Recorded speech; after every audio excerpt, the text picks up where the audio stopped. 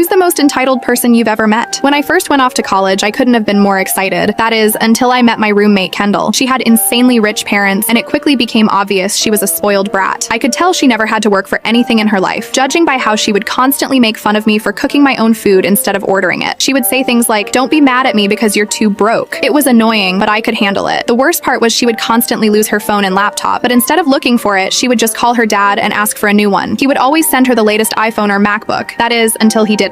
I remember she lost her phone while partying the night before and asked to borrow mine to call her dad, but this time he said no, and as soon as he said that, she exploded. She started crying, but he didn't budge, and after that didn't work, she quickly turned to cussing him out. That's where he drew the line and told her she wasn't getting a new phone, and for using those words, her allowance was being cut off. Upon hearing this, her face went pale and she broke down. I moved out soon after that and didn't see her for a few months until I heard she was working at McDonald's. I went, and it was true. After that, I continued going there every week just to see her face the real world.